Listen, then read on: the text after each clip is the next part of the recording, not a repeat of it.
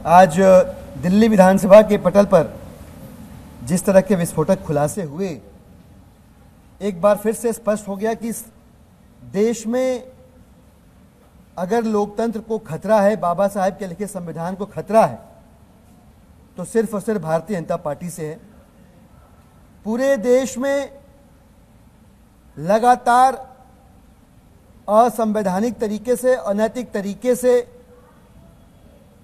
विधायकों, सांसदों की खरीद फरोख्त करके, दबाव बना के, केंद्रीय एजेंसियों का दुरुपयोग करके Bharatiya Janata party operation lotus के नाम पे लगातार इलेक्टोरल डेमोक्रेसी को अस्थिर करती रही है।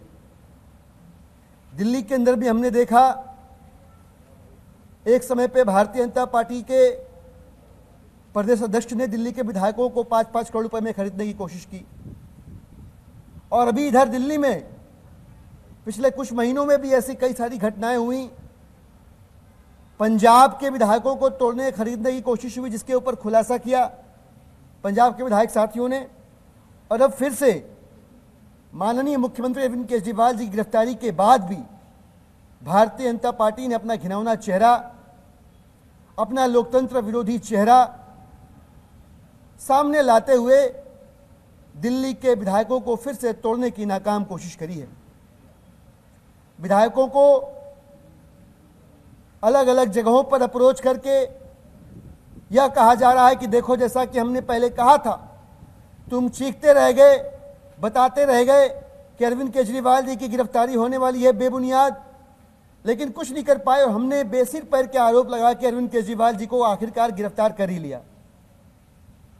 अब जब अरविंद केजरीवाल जी को गिरफ्तार कर लिया है, बिना किसी सबूत के, बिना किसी मनी टेल के, तो तुम लोगों को तो हम कभी भी पकड़ सकते हैं। और अब जब उनको गिरफ्तार कर ही लिया है, तो हम राष्ट्रपति शासन की ओर धकेलेंगे दिल्ली को, और फिर पार्टी को खत्म करेंगे, तोड़ेंगे, और फिर जब उसके बाद सरकार बनेगी तो अभी हमारे साथ आ जाओगे तो पैसा मिलेगा, 10 लोगों को लेकर आ जाओगे तो मंत्री पद भी देंगे, और सत्ता में, पावर में बने रहोगे।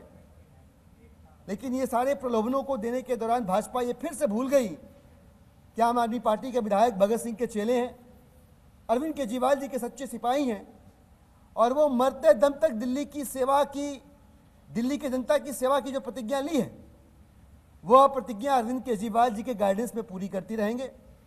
आज सदन के पटल पे हमारे किराड़ी से विधायक ऋतुराज जी ने, संजीव झा जी ने, राजेश गुप्ता जी ने, इन तमाम लोगों ने उनके साथ भारतीय जनता पार्टी ने जो छल कपट करने की कोशिश की, उसकी बयानगी बताई है।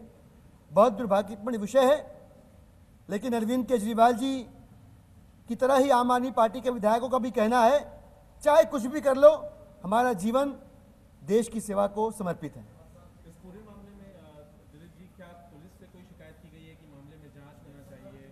इस मामले के आप लोग पुलिस का रुख करेंगे अगर आपको लगता है कि नंबर जारी कर रहे हैं तो? क्या जनाब, पूरी दिल्ली और पूरा देश देख रहा है कि दिल्ली पुलिस क्या, ईडी क्या, सीबीआई क्या, इनकम टैक्स क्या, ये सारे के सारे भारतीय जनता पार्टी के इशारे पर काम कर रहे हैं। अब देखिए क्या हुआ, अरविंद केजरीवाल जी को जुडिशियल कस्टडी में जाने देकर ईडी ने फिर से उस बात को सही साबित किया जो आम आदमी पार्टी लगातार कहती आ रही है। पूछताछ कभी मकसद था ही नहीं। पूछताछ करना होता तो आज ईडी कहती कि हमें और समय दीजिए, हमें अरविंद केजरीवाल जी को अपने पास रखना है, इनसे पूछताछ करनी है। लेकिन पूछताछ मकसद नहीं था, इसीलिए जेसी में जाने दिया।